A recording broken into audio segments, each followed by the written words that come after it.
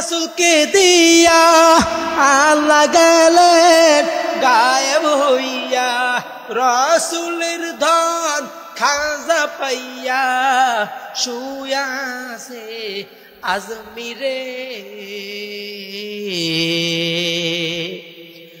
কেউ ফিরে না খালি হাতে, বাবা তোমার দরবারে।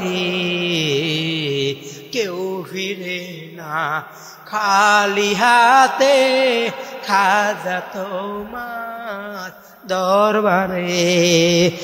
আল্লাহ দান রসুলকে দিয়া আল্লাহ গেলেন গায়েব হইয়া, রসুলের দান খাজা পাইয়া শুয়াছে আজমিরে।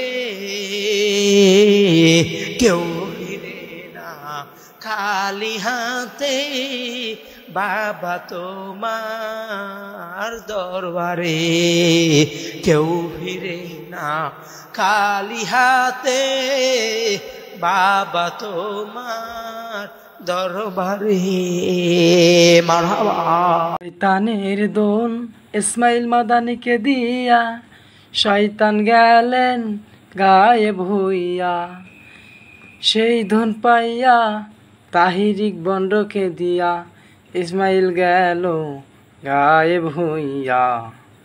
আচ্ছা ভাই, আপনি বলেন, আল্লাহর ধন রাসূলকে দিয়া আল্লাহ গেলেন গায়েব হইয়া। আল্লাহ যদি গায়েব হয়ে যায়, তাহলে আমাদের উপর রহমত বরকত কে নাজিল করে? মানে এইসব ভণ্ড পীর সিটার বাটপার দের ঠিক করার মতো আমাদের মতো মানুষের দরকার আছে কিনা? কথা বলেন, ঠিক কিনা? হকের কথা বলবো, হক কথা বলবো, হকের পথে লড়বো। আসুক না যত বাধা, যত জ্বর ছাইকুন, রাসূলের পথে মোরা চলবো।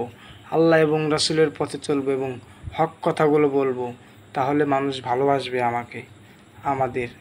যাই হোক, এই যে ইসমাইল মাদানি কিনা আমি কথা বলছি, এটা হচ্ছে একদম জারক সন্তান। মানে জারক সন্তান বললে ভুল হবে, মানে আবার বললেও ভুল হবে না, কারণ এক সময় এক কথা বলে। হাজার হাজার আলেমদেরকে সে অপমান অপদস্থ করতেছে। এর জন্য আমাদের দুর্নাম হচ্ছে আলেম হাফেজদের।